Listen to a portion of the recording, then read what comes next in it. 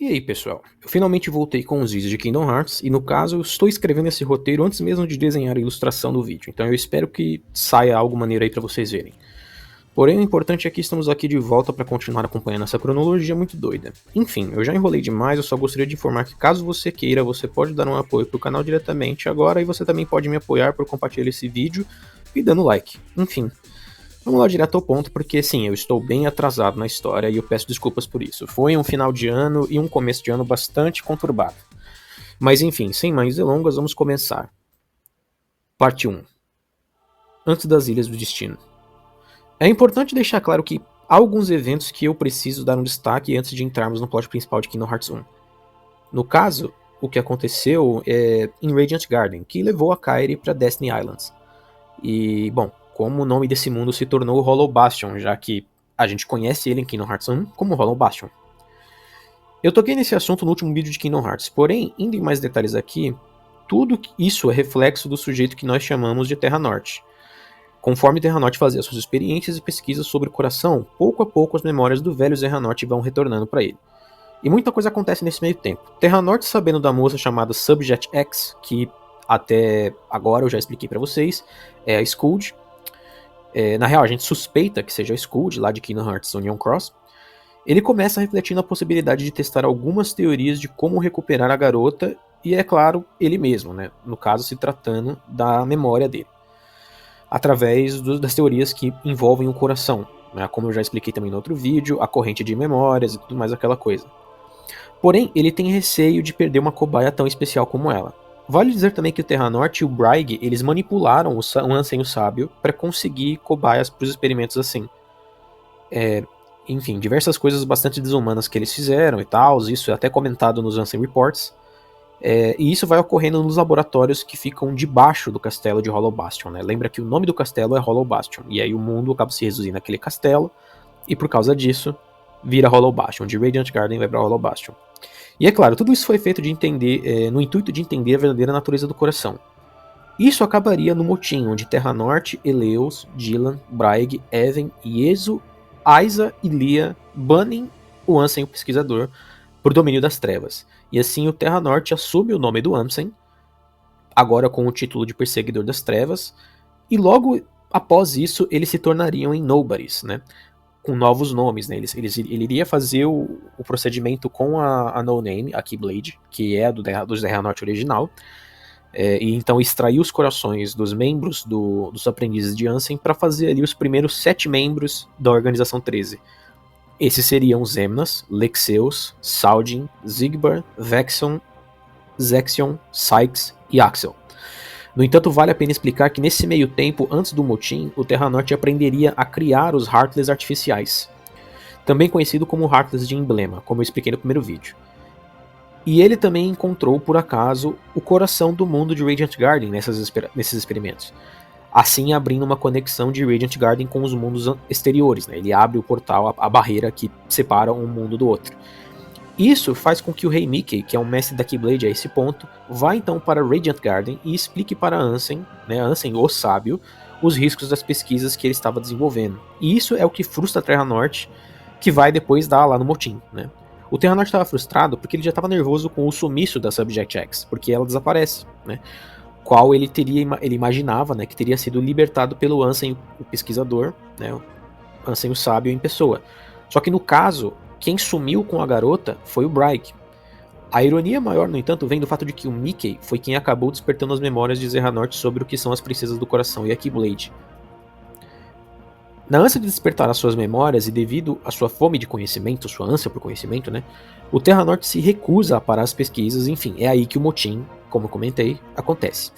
E então, com os Heartless artificiais que ele aprendeu a criar, ele consome o coração do mundo e encontra Kairi, que era uma princesa do coração, né, e era novinha naquela época, ela tinha só 4 anos de idade.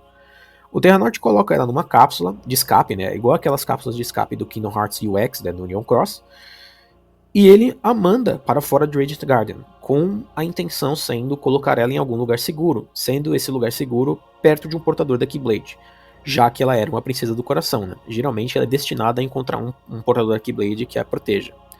O objetivo do Terra Norte era encontrar um portador de Keyblade que ele poderia usar, né, manipular para abrir o portal para Kingdom Hearts. No entanto, vale o adendo dos eventos revelados com Kingdom Hearts Melody of Memories, né? Ele também explica que caso a Kairi vá parar no outro lado da realidade, o plano havia falhado, enfim, isso é importante para o futuro. É aí que o Terra Norte vai tornar os seus colegas em Heartless e Nobodies, e é claro, a si mesmo, resultando no que a gente chama de Ansem Heartless, ou então Ansem, o Perseguidor das Trevas. E é claro, o Nobody Xemnas, que também é conhecido como Superior, ou então o número 1 da Organização 13. O Terra Norte também havia criado laboratórios, e esse laboratório tinha uma sala secreta chamada Câmara do Repouso, ou Câmara do Repouso, né? Onde a armadura de Aqua e a sua Keyblade, a Stormfall, estavam lá guardadas, né? Que lembra, como eu expliquei no final de Kingdom Hearts Birth by Sleep, o Terra Norte ele é resgatado pela Aqua, a Aqua cai no fundo do mundo do domínio das trevas, e o Ansem, pesquisador, Ansem o Sábio, encontra o Terra Norte com a armadura e a espada da Aqua, né? E depois, Xemnas tinha o hábito de ir até aquela câmara, né? E eles conversavam com a armadura, né? Era um hábito que eles tinham, muito provavelmente sendo um reflexo da vontade de despertar alguma memória sobre o seu passado. Só que fica difícil de saber se isso é o coração do Terra, né? A parte do Terra que está selada dentro dele, ou a parte do Xehanort. Talvez os dois mistos, né? É aí também que o Ansem Perseguidor das Trevas, que eu vou começar a chamar de Ansem Heartless, né? É aí que ele ganha a capacidade de viajar no tempo, já que agora ele era apenas um coração, né? Ele havia virado um Heartless, o Heartless é nada mais nada menos do que um coração dominado pelas trevas. E assim ele vai parar na época da sua juventude, antes de Kingdom Hearts Dark Road, onde o jovem Xehanort, né, ainda vivia em Destiny Island. E a ele, essa versão, né, ele dá a essa versão o poder de viagem entre mundos, assim como de viagem pelo tempo, né? Como eu expliquei num dos vídeos também aqui de explicando as loucuras de Kingdom Hearts, a viagem do tempo que ela só pode acontecer dentro do seu período de existência, né? Que é mais ou menos ali uns 75 anos. Essa época que o Heartless Ansem encontra o Xehanort jovem, tem ali talvez ali uns 75 anos antes de Kingdom Hearts 1, né? Porque ele é bem velho, deve ter mais ou menos essa idade ali em Birth by Sleep, né? Birth by Sleep e Kingdom Hearts 1. Então, por aí. Vamos dizer que é por aí esse período. E a questão é, ele ficaria lá em Destiny Islands, o Ansem Heartless, ele fica lá até o presente de Kingdom Hearts 1. Então o Ansem Heartless, ele se cria ali a partir do corpo do Terra Norte, lá em Birth by Sleep. Birth by Sleep é mais ou menos 10 anos antes de Kingdom Hearts 1. E quando ele faz o processo de se transformar em Heartless e que também cria os Xemnas, ele viaja no tempo, dá a capacidade de viajar no tempo pro Xehanort jovem, e ele fica todos esses anos, que são os anos equivalentes do Xehanort jovem envelhecer, né, fazer o Dark Road, envelhecer, virar mestre, tudo aquilo lá que ele faz, até o começo de Kingdom Hearts 1. Ele fica lá esses tempos todo, que é mais ou menos aí, a gente pode chutar uns 70 e blau anos, né? Se preparando pro plano final, que é o plano final que vai começar a se desenrolar lá em Kingdom Hearts Dream Drop Distance e depois desencadeando Kingdom Hearts 3, né?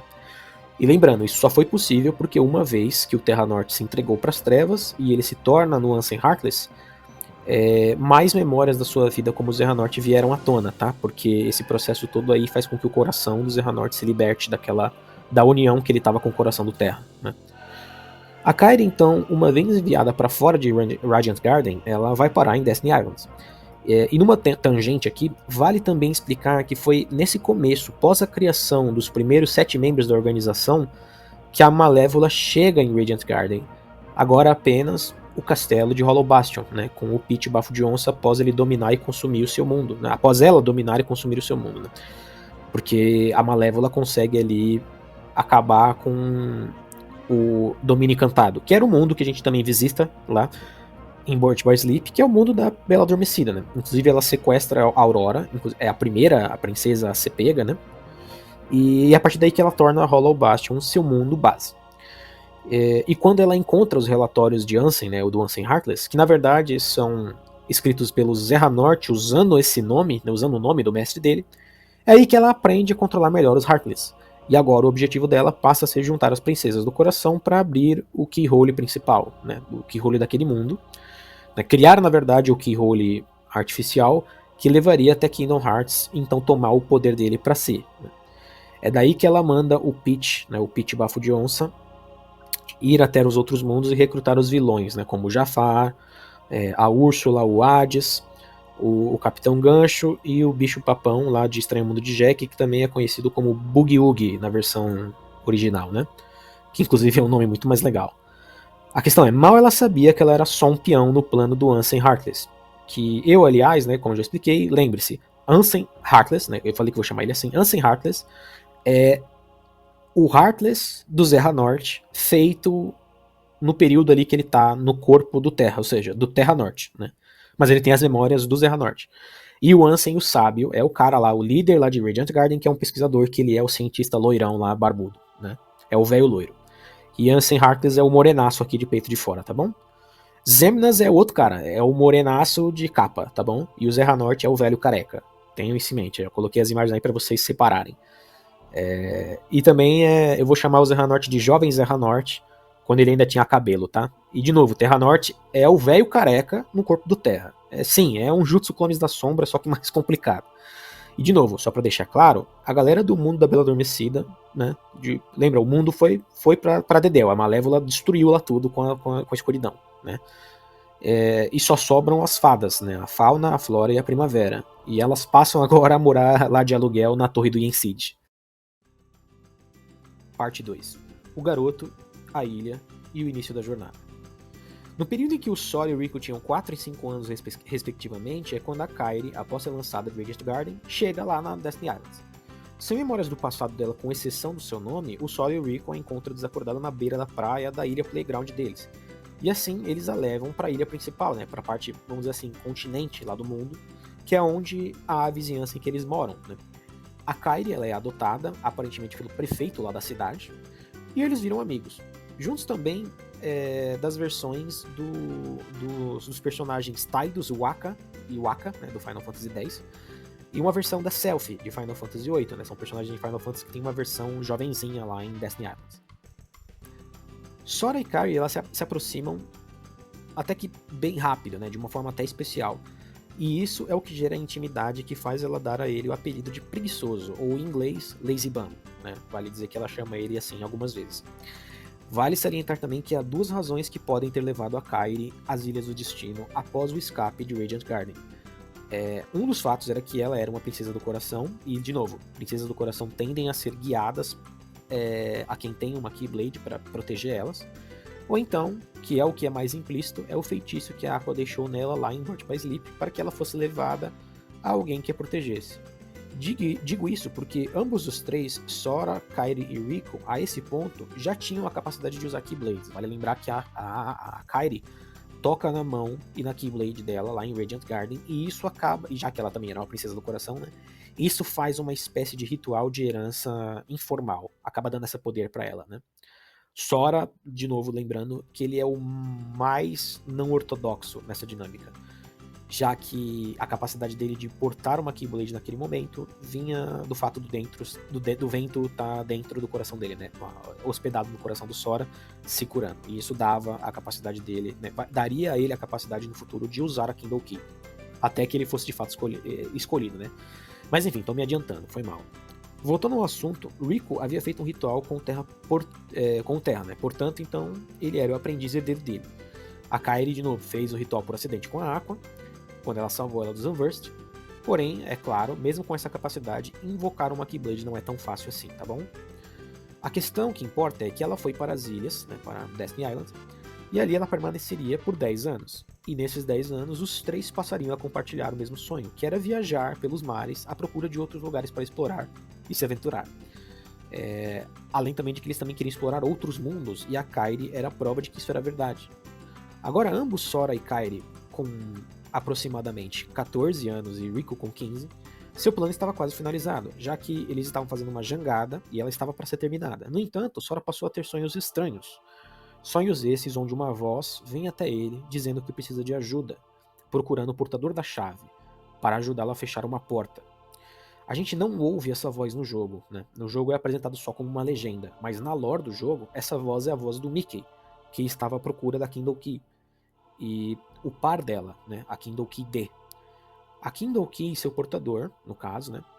Ele precisava dele porque somente as 2 Keyblades juntas poderiam selar o portal que divide o centro do domínio das trevas para o domínio da luz, né? Ele precisava encontrar a Kindle Key D e aquele que porta a Kindle Key. Inclusive, ele sai do seu reino à procura dessa espada da Kindle Key sem avisar os seus confidentes, que é o Cavaleiro da Corte, Donald, né? Aliás, o Mago da Corte, Donald, e o Cavaleiro da Corte, Pateta. E eles descobrem de última hora que seu rei saiu depressa, deixando a eles a missão de encontrar o portador da Kindle Key, né? Após mais um dia de organização da jangada e de brincadeiras, é daí que o Sora, o Rico e a Kairi observam o pôr do sol em sua ilha. E após ali uma conversa de amigos e tal, onde o Rico dá até uma zoada no Sora, dizendo que ele deveria compartilhar uma fruta de pau-pu com a Kairi logo, né? Dizendo que ele sabe que o Sora é caidinho por ela, ele dá uma zoada nele, né? É nesse momento que o Sora vai até o lugar secreto, que é uma pequena caverna na ilha, onde ele costumava fazer alguns desenhos com giz, né? E enquanto ele está observando esses desenhos que estavam nas paredes, ele adiciona um detalhe a um desenho que ele fez dele e da Kairi, que é ele dando uma fruta de pau-pu para Kairi. Né? Só que é nesse momento que ele é abordado por uma figura de capa misteriosa. Esse, que o Sora não sabia, era o Heartless Ansem, que lembra que eu expliquei para vocês foi pro passado, né? Pro passado, enquanto o Xehanort ainda era jovem, né? Nesse momento ele ainda não tinha um corpo físico, né? E aí o Ansem Heartless diz pro Sora que aquele mundo logo seria engolido pelas trevas, porque a porta havia sido aberta. O Sora acha estranho, mas logo a sombra some, né? E assim ele vai para casa. Naquela noite, no entanto, tudo mudaria. Uma tempestade incomum se forma, e com medo de que a chuva fosse destruir a jangada, né, a tempestade no geral, ele corre e vai com a sua canoa para a ilha. Lá, no entanto, ele vê que tanto a canoa do Rico e da Kairi já estavam ali, né? Então ele imagina que eles deveriam ter ido lá pela mesma razão, guardar a jangada e proteger ela da chuva. No entanto, a ilha está infestada de Heartless. O Sora vê que o Rico está numa das partes da ilha que é onde eles costumavam sentar para ver o pôr do sol, e ele corre até ele tentando alcançar o Rico. Né? Só que, no entanto, o Rico apenas vira para ele e diz pro Sora que a porta havia se aberto, né? E agora eles estavam livres para viajar aos outros mundos. Ele estende a mão pro Sora, porém antes que ambos conseguissem, né, dar a mão um pro outro e eles fossem totalmente engolidos pelas trevas, através do corredor das trevas que se formava em volta dele, né, uma luz surge e ela vai para as mãos do Sora, e ali aparece a Kindle Key. O Rico, no entanto, havia sumido. Sora então vai até o lugar secreto, e lá ele vê a Kairi, e ela tá numa espécie de estado catatônico, né, chamando por ele como se ela estivesse passando mal. Existe uma porta misteriosa lá naquela caverna, é uma porta sem maçaneta, e essa porta do nada se abre. E assim uma onda de ar e sombras empurram a Kairi para o Sora, e ele tenta segurar ela, né, ser o apoio para ela. Só que ela misteriosamente some, é como se ela fosse um fantasma, ela atravessa o Sora, e aí o Sora é atingido por essa onda de vento, e ele então é empurrado para fora da caverna, e assim ele percebe que tudo foi destruído. Não há mais a ilha, não há nem mais a parte continental da onde eles moram, ou seria a ilha maior, né? Agora, o pedaço que eles estavam é como se fosse um pedaço de terra flutuante, e ali surge um Darkseid, que é um Heartless colossal, humanoide, regado no soro, porque ele é musculosaço, né? Vai lhe dizer isso também. E a questão é, ele é muito poderoso. O Sora, inclusive, enfrentou esse num daqueles sonhos dele anteriormente. E assim ele enfrenta essa criatura de novo e ele a derrota. Só que isso já acontece quando a ilha está sendo totalmente engolida por esse portal das trevas, né? Enquanto o mundo ele é engolido pela escuridão. E o Sora ele é jogado para o espaço entre os mundos. E perdido agora sem lar e sem seus amigos, ele apenas fica desacordado. Né? Por sorte, ou então, no entanto, talvez protegido pela Kindle Key, o Sora é levado para um mundo que surge para resgatar pessoas que se perdem dos seus mundos originais, né? Ou de gente que precisou deixar a sua terra original. Né? E o nome desse mundo se chama Traverse Town. Parte 3. A Trindade se forma.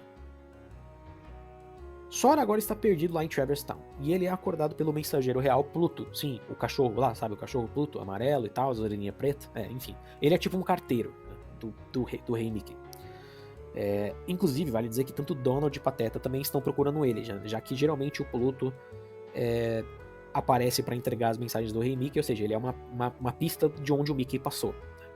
Ambos, Donald e Pateta, têm a missão de encontrar o portador da chave, e por alguns desencontros, eles acabam não se cruzando logo de início, né, porque eles estão no mesmo lugar, só que por causa de eventos, eles nunca se cruzam inicialmente. Né.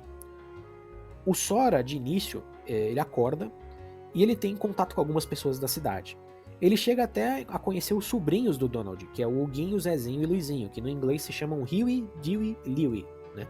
Eles também conhecem o Cid, mais especificamente a versão de Final Fantasy VII, né, o mecânico aviário e piloto, que todo mundo gosta, que é meio ranzinza, mas é super gente fina.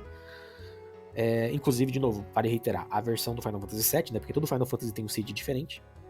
E além disso, ele também encontra, né, o Squall Leonhart, lá de Final Fantasy VIII, que aqui ele prefere ser chamado só de Leon, né?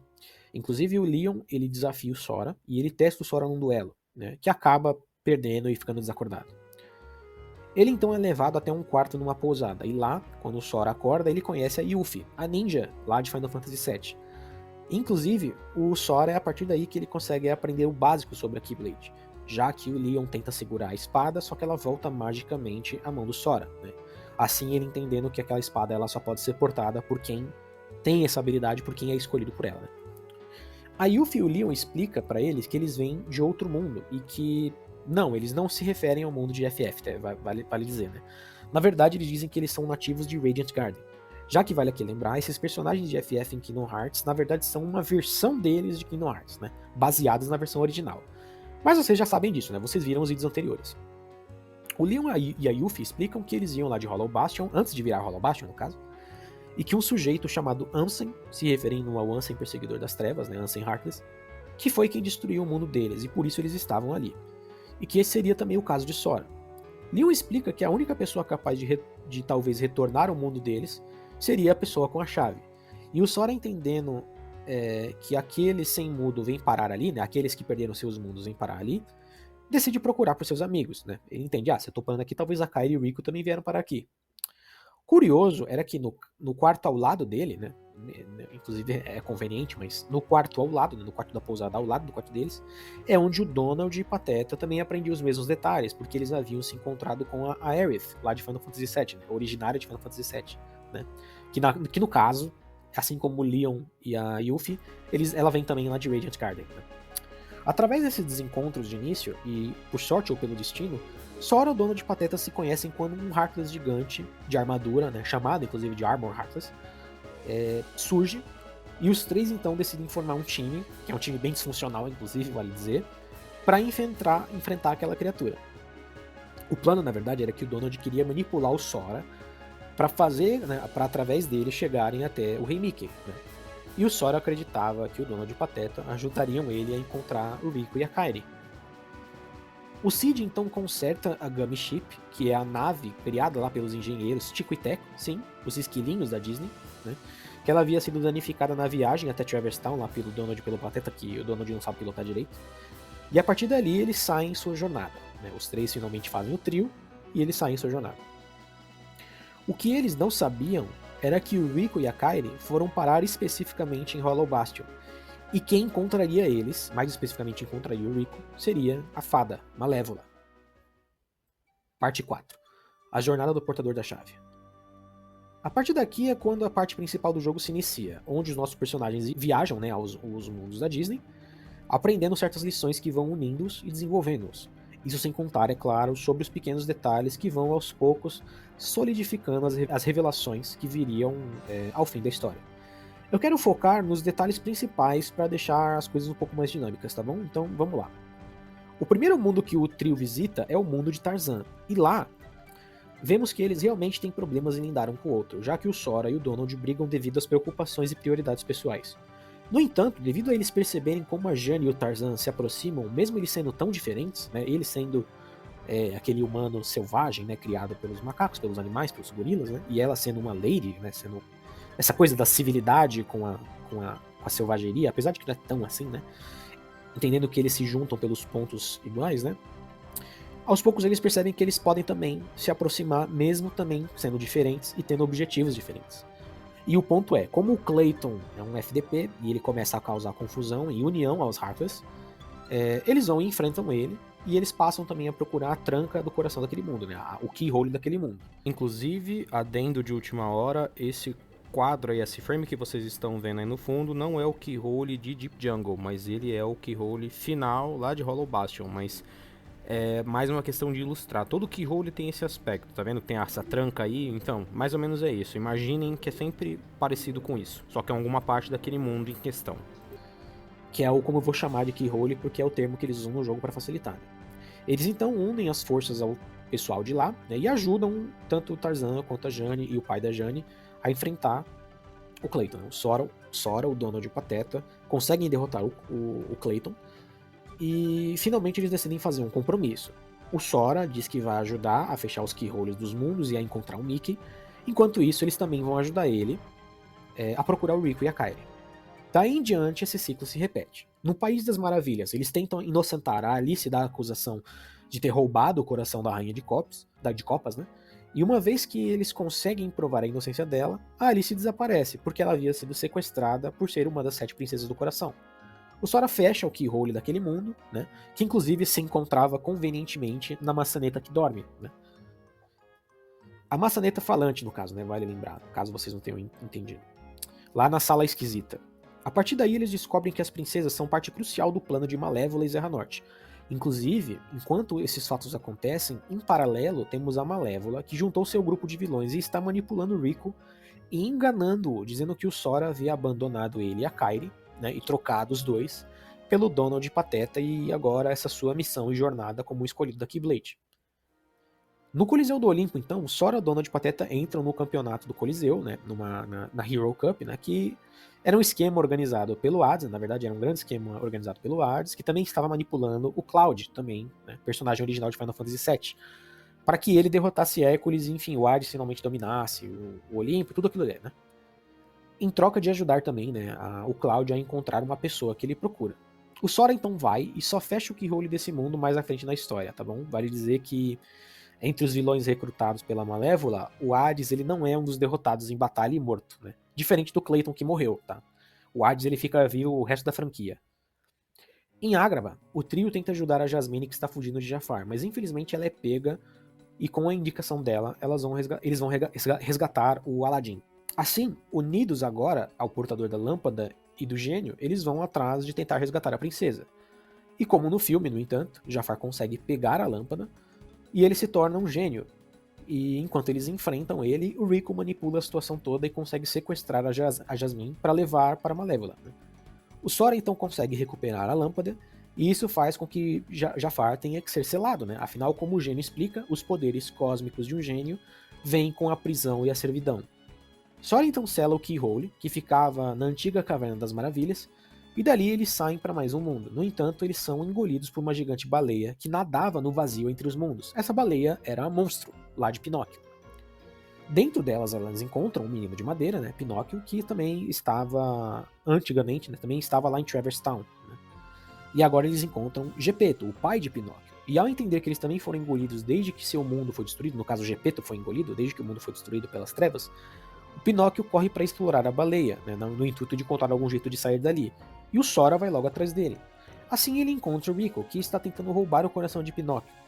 O Sora começa a perceber aqui que o Rico está mudando, e isso vai gerando um pouco de tensão na relação dos dois. O Sora resgata o Pinóquio, e assim eles são cuspidos, enquanto o Pinóquio e o Gepeto vão para Traverse Town de novo, e lá eles abrem uma loja, o trio segue em frente. Ao chegar em Atlântica, ou então Atlântida, a cidade submersa de Pequena Sereia, o Sora, o Donald e o Pateta se transformam em criaturas marinhas para se misturar melhor ao lugar. Né? E assim eles acompanham o drama da Ariel, que como no filme, ela está sendo manipulada pela Úrsula, enquanto o Sora está procurando pelo Keyhole. Né?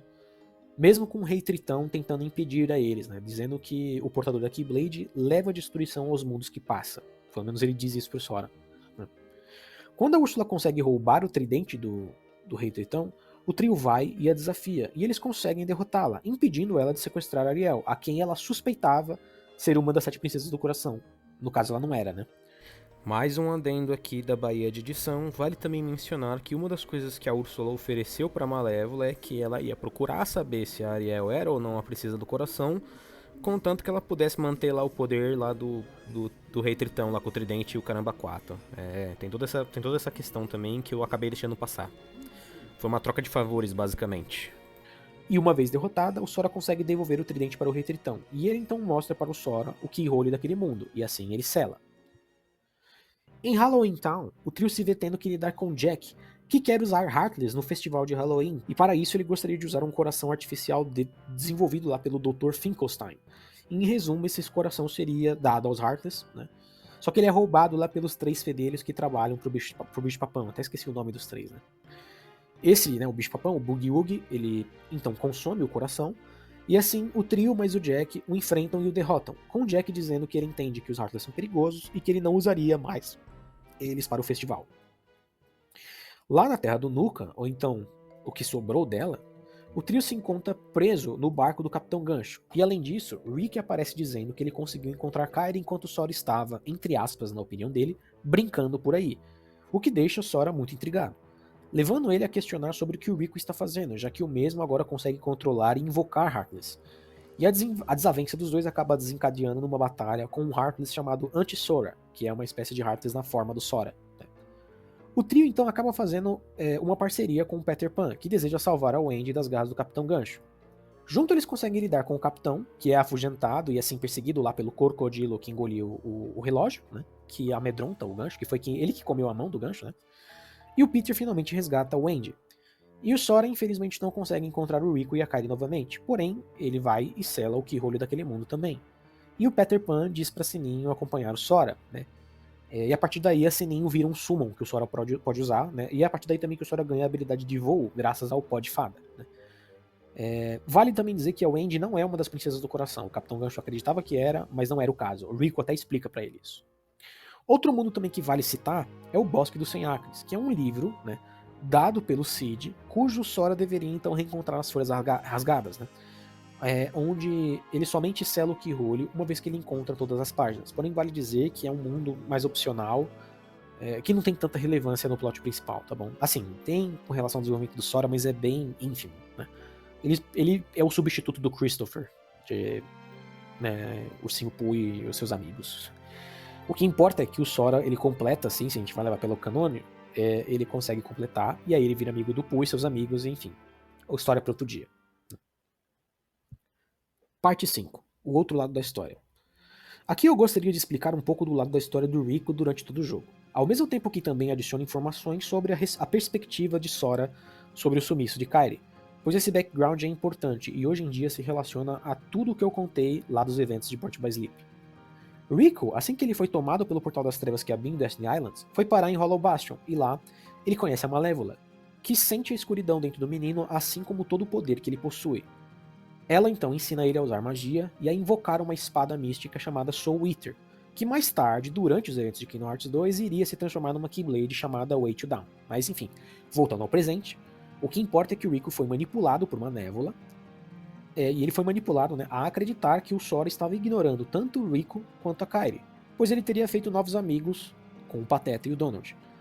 E por isso o Rico decide buscar a Kairi a sós. E ele a encontra, só que ela está num estado de coma, porque na verdade o coração dela estava dentro, né, junto ao coração de Sora, desde que ela sumiu lá em Destiny Islands, no momento que ela é jogada em direção a ele no lugar secreto. Devido a esse fator, o Sora, durante o jogo todo, ele tem visões da Kairi, a qual ele acredita ser só a mente dele lembrando, ou então pensando em como ela reagiria a alguns fatores da sua jornada. Alguns exemplos, né? Eu posso testar alguns exemplos, né? Mas vale dizer aqui e deixar claro, aquilo na verdade era a Kairi se manifestando para o Sora, através das suas viagens, né? Através inclusive dessa situação de que o coração dela está com ele, né? E ela faz comentários pro Sora, né? Como, por exemplo, o comentário que ela faz da caverna do Merlin ser parecida com a caverna do lugar secreto. Ela aparece, inclusive, atrás do Tarzan quando o Sora tá lá desacordado em Deep Jungle. Deep Jungle é o mundo do Tarzan, né? E é nesse momento que o Tarzan encontra ele, né? Como se ela estivesse ali esperando alguém vir ajudar o Sora. Assim como também quando ela reafirma o Sora, dizendo que ela acredita nele, quando o Donald e o Pateta dizem para o Sora que ele deve acreditar em si mesmo antes deles irem para Hollow Bastion. Inclusive, nessa mesma cena, ele tem uma visão do passado da Kairi, onde ele vê ela ouvindo a história sobre os eventos de Kingdom Hearts Union Cross, que a avó dela conta. A todo momento, ela acompanhou o Sora e ela sabia que ele estava ajudando as pessoas dos mundos, mas também procurando por ela e o Rico, né? O Sora, devido a essa conexão, também tem visões das memórias perdidas de Kairi sobre sua avó, contando a ela, né, a história da luz e dos Keyblade Wielders, aquela história que ela conta durante os eventos de Kingdom Hearts Birth by Sleep. Outra coisa importante a ressaltar é que a Kairi não se transformou em Heartless nem em Nobody, né? E por quê? Bom, primeiro porque ela é uma princesa do coração, ou seja, um coração tão puro que ele não pode ser corrompido pelas trevas, e também porque o coração dela saiu do corpo dela e foi parar no corpo do Sora, então Não tem como você formar um Heartless a partir desse processo, né? Na real, isso vai acontecer, né, um Heartless e um Nobody, depois, mas vamos ficar agora no presente. Pois bem, tendo isso em mente, vamos para o final da história. Parte 6. O escolhido da Keyblade e o fim dos mundos. Após todas as jornadas prévias, o Sora, o Donald e o Pateta, eles finalmente chegam em Hollow Bastion, a terra onde o suposto vilão, Ansem, era nativo.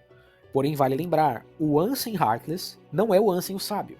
Por isso, eu estou chamando eles de forma diferente. Quero reiterar isso para que vocês não se confundam. O Sábio será apenas Ansem, e o Ansem Heartless, ou o Ansem Perseguidor de Trevas, né, é o Heartless do Zerra Norte. Enfim, de novo, vou chamar ele de Ansem Heartless, tá bom? O trio ele é logo surpreendido pela visão do Rico, que está atacando a Fera, de Bela e a Fera, que é claro, havia perdido o castelo dele, né, um dos mundos que foi consumido, e ele estava à procura da Bela, que é uma das princesas do coração que foi levada pela Malévola. O Rico, no entanto, ele não se importa com isso e ele ataca a Fera mesmo assim, porque ele está do lado da Malévola nesse momento, né?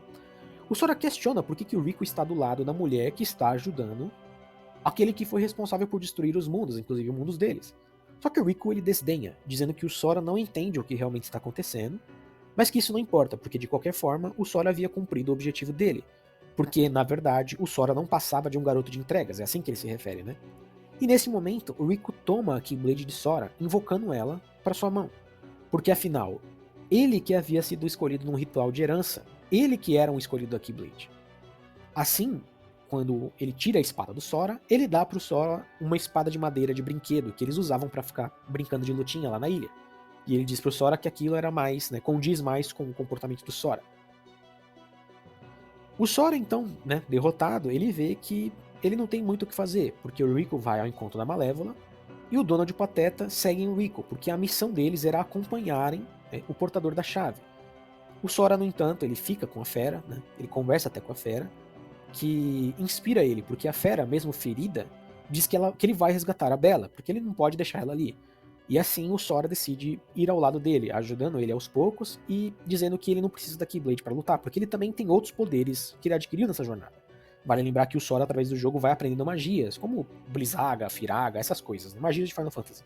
E canonicamente, ele sabe usar essas magias, então ele pode não atacar com uma Keyblade, mas ele pode usar magia.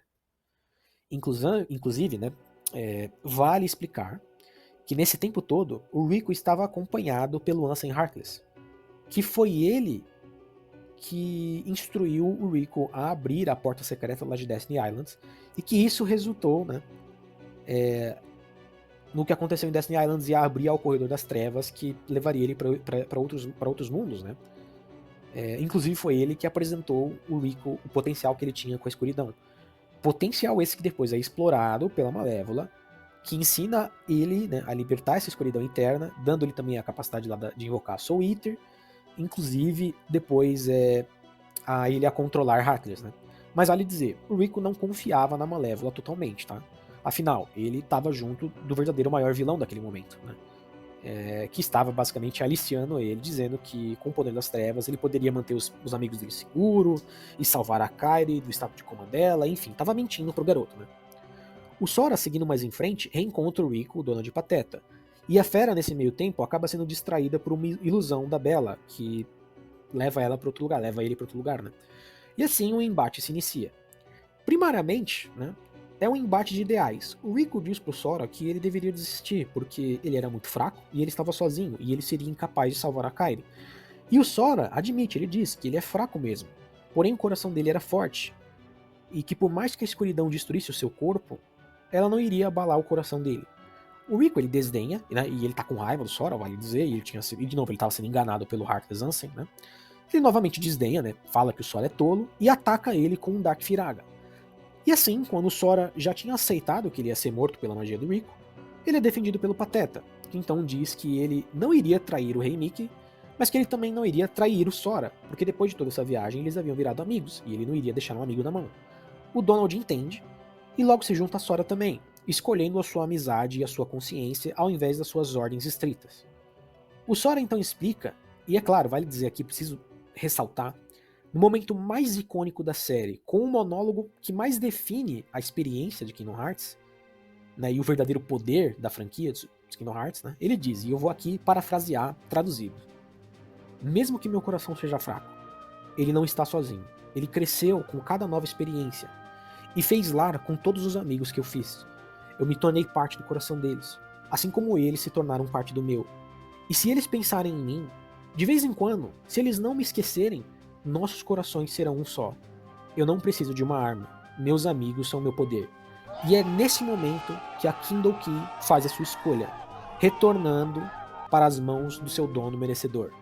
Aquele que tinha o coração mais digno e mais forte, para as mãos de Sora. Enfurecido, o Rico avança, né, agora com a Soul Eater, e uma luta se inicia. E o Rico perde, e ele foge logo adiante. Frustrado, Rico é abordado pelo Ansem Heartless, que explica que o Sora é o verdadeiro dono da Kindle Key porque o coração dele é mais poderoso que o do Rico naquele momento, mas que ele pode fazer o coração de Rico ainda mais poderoso se ele se entregar para a escuridão. E assim, Rico aceita, se entregando e dando controle do seu corpo para o Ansem Heartless, se tornando o que a gente chama na franquia de Dark Rico. Sim, parece nome besta de meme, mas vamos chamar assim para discernir. O Rico possuído pelo Ansem Heartless se chama Dark Rico. Já possuído, Dark Rico então invoca a Keyblade dos Corações, uma Keyblade feita através de magia dos corações das princesas de coração, né? Que no caso ele tinha 6 das 7. E a sétima, né, seria a Kairi. E vale dizer que esta seria a chave para abrir o portal final para Kingdom Hearts. E ele então vai ao encontro da Malévola para ver os preparos desse mesmo Keyhole. Né? E ela diz para eles que está tudo pronto, mas que falta a última parte, a última princesa, que é a Kairi. A fada caída então diz que vai ao encontro do trio para finalmente dar um basta naquilo. E ela enfrenta o trio. Mas o Sora ganha, e a Malévola, frustrada, foge novamente ao encontro de Dark Rico, que, para dar-lhe uma segunda chance, perfura ela com a Keyblade dos Corações, libertando a escuridão interna do coração dela, transformando ela naquela sua forma de dragão, na sua forma monstruosa. O Sora e o dono de Pateta, no entanto, vencem ela novamente, e assim a Malévola é consumida por sua própria escuridão. E é nesse momento que ela supostamente teria morrido. Mas se você já viu meus vídeos anteriores, é nesse momento que, em forma de coração, ela acidentalmente vai para o passado de Kingdom Hearts Union Cross. No entanto, né, continuando, o Sora e o dono de Pateta seguem mais à frente, e assim eles encontram o Keyhole final, o Keyhole artificial que está parcialmente feito, assim como o corpo inerte da Kairi. E quando o Sora tenta acordar ela, Rico explica, e ele diz que ela ficará assim até que o coração dela retorne para o seu corpo, e que seu coração, na verdade, está dentro do Sora. Uma luta então se inicia, e o Sora ele é isolado do Donald e do Pateta, ou seja, vira um 1v1, né? Vira solado, né? Vira aquela coisa, desafio. PVP, 1v1 me bro, mas vale dizer que o Sora ganha a luta, ele sai vitorioso. O último Keyhole, no entanto, ele está mal formado e ele começa a pulsar instável, tentando forçar o coração da Kairi para fora do Sora, e isso machuca ele. E assim, aos poucos, ele entende que a única escolha que ele tinha para talvez resolver alguma coisa era usar a Keyblade dos Corações para libertar, né, o coração da Kairi do corpo do Sora, do corpo de si mesmo, né? E assim dar a Kairi, né, agora quando ela estivesse desperta, a chance de sair viva dali e impedir que aquele Keyhole se formasse, né?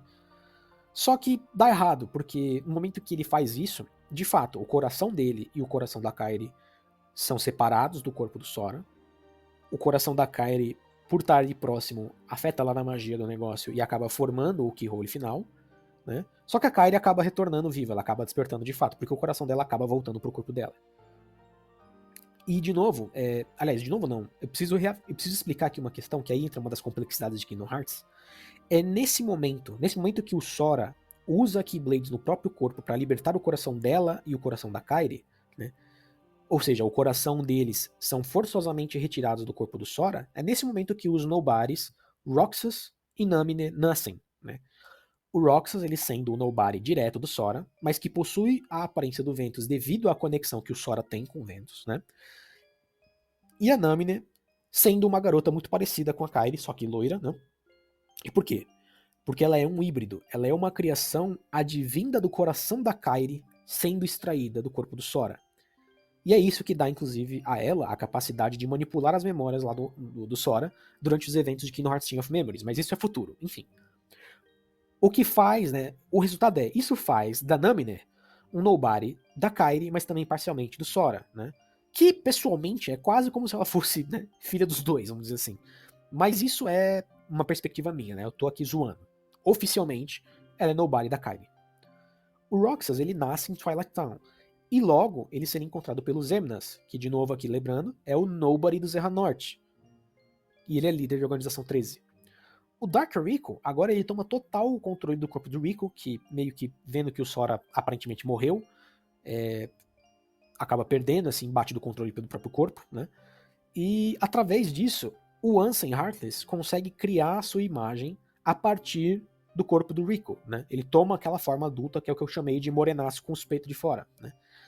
Enfim, finalmente o Heartless Ansem se apresenta enquanto vilão, 100% vilão, né? E decidido, ele diz que vai matar a Kairi, já que o uso dela, né, a utilidade dela havia acabado. Porém, num último suspiro, numa última ação, o coração do Rico consegue tomar o controle novamente do corpo, e arrependido, ele segura o corpo, né, o próprio corpo, ele segura o Ansem Heartless e diz pra Kairi fugir, porque naquele momento o Ansem Heartless teria invocado uma onda imensa de Heartless que iria consumir o castelo todo. E é claro, a contragosto, a Kairi foge junto do Donald e do Pateta.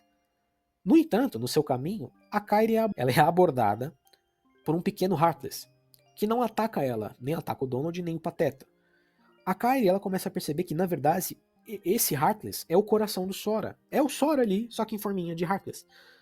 E antes que a onda de Heartless tomem os dois, a Kairi abraça aquele pequeno Heartless, e isso faz com que o Sora tome de volta a sua forma humana, através da luz do coração dela, que é um coração de princesas do coração, um coração puro.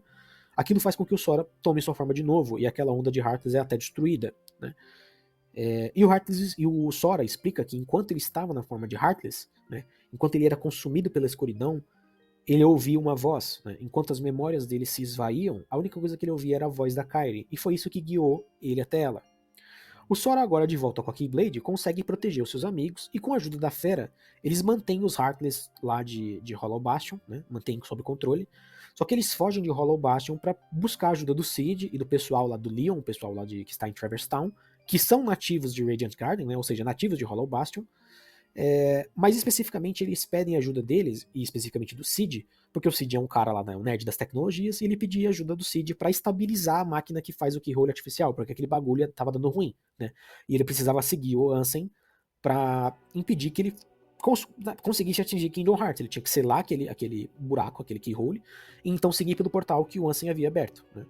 Eles fazem essa viagem de volta, né? Inclusive, eles fazem lá um esforço para deixar a Kairi segura.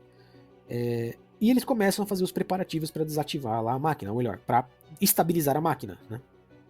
No entanto, nessas idas e voltas para pegar recurso e tudo mais, o Sora passa, né, o Sora, o dono de Pateta, passam novamente pelo mesmo lugar onde eles enfrentaram o dragão da Malévola. Só que nesse lugar agora já não estava mais vazio. Uma figura encapuzada aparece ali e diz para o Sora, e abre aspas, ela diz, né?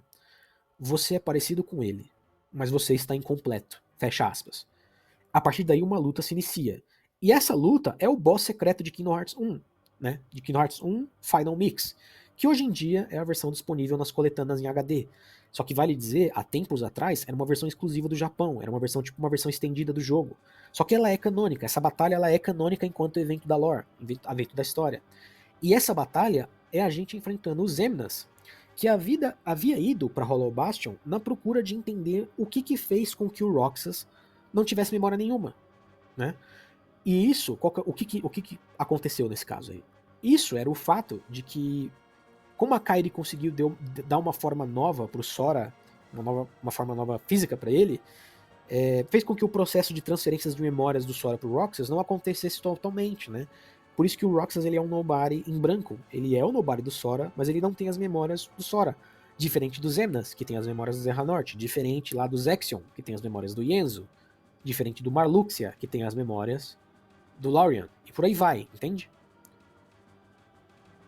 Uma vez que essa batalha acaba e o Sora vence, o Sora sela o Keyhole de Hollow Bastion, porém ele segue atrás de Ansem através do portal que ele abre para o fim dos mundos. E lá ele consegue encontrar o próprio portal para Kingdom Hearts. Né? É isso que o Ansem estava procurando, o Ansem Heartless. O Sora e o Donald Pateta então vão atrás dele, e eles entendem, né, eles passam a perceber que o fim dos mundos é uma espécie de é um ponto que está entre o domínio da luz e o domínio das trevas. E ele é formado por partículas dos mundos que foram engolidos pelas trevas através desse processo todo que acontece durante Kingdom Hearts 1. O trio, então, eles passam por núcleos específicos, que são pedaços desses mundos, né? E eles vão trancando novos keyholes menores que servem para estabilizar esses pedaços desses mundos, para que depois eles voltassem para os seus lugares de origem, né? E a partir daí eles vão meio que visitando pedaços desses mundos conforme eles vão vencendo. É tipo um boss rush, vamos dizer assim, é tipo um desafio. Tem vários Heartless e tem sempre um mini boss, né?